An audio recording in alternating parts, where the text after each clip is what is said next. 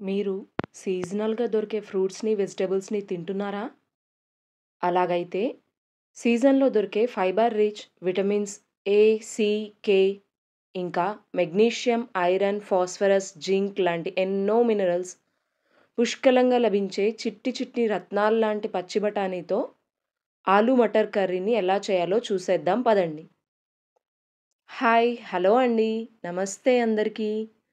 Welcome to my channel Maddivari kitchen.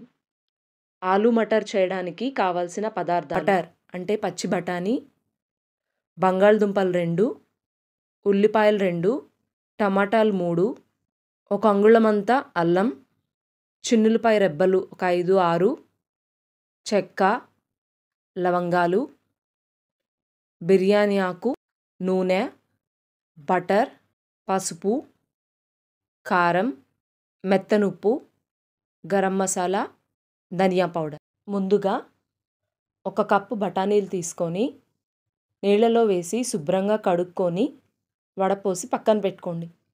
ఆ తర్వాత బంగాళదుంప చెక్కు తీసేసి వాటిని కూడా కడుక్కొని ఇలా క్యూబ్స్ లాగా ముక్కలుగా తరుక్కొని మళ్ళీ కడుక్కొని ఒక గిన్నెలో వేసి నీళ్లు పోసి ఈ బంగాళదుంపని బఠానీని వేరువేరుగా కొంచెం ఉప్పు వేసి కుక్కర్లో పెట్టుకొని 3-4 విజిల్స్ రానివ్వండి. ఈలోపు ఈ ఉల్లిపాయలు టమాటాలని కూడా ఇలాగే క్యూబ్స్ లాగా తరుక్కోండి. ఎందుకంటే వీటిని పేస్ట్ చేసేస్తాం కాబట్టి ఇవి కొంచెం పెద్ద ముక్కలుగా తరుక్కున్నా పర్లేదండి. అల్లం కూడా చెక్కు తీసుకొని శుభ్రంగా కడుక్కొని అల్లం కూడా కొంచెం చిన్న ముక్కలుగా తరుక్కోండి. వాటిని కూడా వీటితో పాటు బాండిలో వేసి వేయించవచ్చు.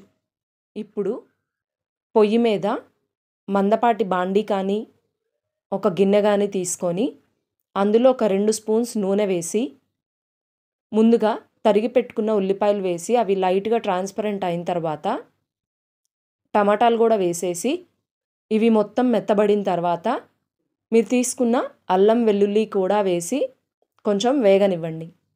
పొయ్యి మీద నుంచి బాండీ తీసి పక్కన పెట్టుకొని ఆరనివ్వండి. మనం తీసుకునే ఉల్లిపాయల్ని టమాటాలని బేస్ చేసుకొనే మన గ్రేవీ వస్తుందండి. మీ గ్రేవీ ఎక్కువ కావాలనుకుంటే ఇంకొన్ని ఉల్లిపాయలు టమాటాలు ఎక్కువ చేసుకోవచ్చు. నేను 5గురికి క్వాంటిటీ సరిపోయేటట్టుగా కర్రీ చేస్తున్నాను. ఈ ఉల్లిపాయలు టమాటాలు అల్లం వెల్లుల్లి ఆరిపోయిన తర్వాత మిక్సీ వేసుకోండి ఇలా మెత్తగా. కుక్కర్ విజిల్స్ కూడా వచ్చేస్తున్నాయండి. ఒక 3 విజిల్స్ వచ్చిన తర్వాత పావుగంట ఆగి బంగాళదుంపల్లో నీళ్లు వంచేసుకొని వాటిని స్మాష్ చేసుకోండి. మరీ మెత్తగా చేయొద్దండి, బాగుండదు. కొన్ని ముక్కలుగా ఉండేటట్టుగా చేసుకోండి. బఠానీల్లో నీళ్లు అలాగే ఉంచేసుకోండి. వాటిని కూరలో వేసుకోవడానికి పనికొస్తాయి.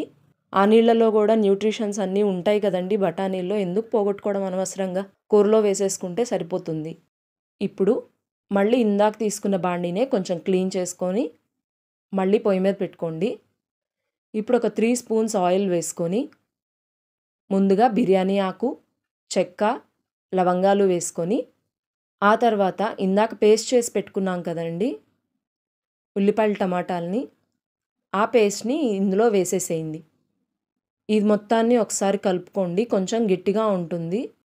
ఇప్పుడు అందులోనే కారము, ధనియా పౌడర్, గరం మసాలా అన్నీ వేసి ఇది మొత్తాన్ని ఒకసారి కలుపుకోండి. కొంచెం పచ్చివాసన పోయిన తర్వాత కొంచెం నీళ్లు పోసుకోండి, అడుగంటకుండా ఉంటుంది. ఇప్పుడు అందులోనే పసుపు, బఠానీలు నీళ్ళలోనే ఉంచాం కదండి, నీళ్లతో పాటు బఠానీలు వేసేసేయండి. ఆ తర్వాత స్మాష్ చేసుకున్న బంగాళదుంపను కూడా వేసేయండి. ఇప్పుడు ఈ మొత్తాన్ని ఒకసారి కలపండి.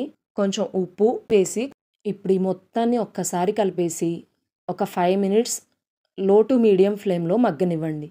ఈ ఫ్లేవర్స్ అంతా మొత్తం అన్నిట్లోకి దిగిపోయి ఆ నూనె పైకి రావడం మొదలవుతూ ఉంటుంది. ఒకవేళ నూనె చాలకపోతే ఇంకొక 1 to 2 స్పూన్స్ యాడ్ చేసుకోండి. ఇలా నూనె పైకి వస్తే కూర స్మెల్ కూడా చాలా బాగా వస్తుంది. ఇదిగోండి చూసారు కదా, లాస్ట్లో ఇలా నూనె పైకి వచ్చేసిన తర్వాత ఇంకొంచెం బటర్ కావాలంటే యాడ్ చేసుకోండి. చాలా చాలా బాగుంటుంది, క్రీమీగా వస్తుంది కర్రీ. ఇంతేనండి, చూసారు కదా ఆలు మటర్ కర్రీ ఎలా చేయాలో. మీరు కూడా ట్రై చేస్తారు కదా. ట్రై చేసి తప్పకుండా మీకు ఎలా కుదిరిందో కామెంట్స్లో నాకు తెలియజేయండి. ఈ వీడియో కనుక మీకు నచ్చినట్లయితే లైక్ చేయండి, షేర్ చేయండి, సబ్స్క్రైబ్ చేయండి. Thank you.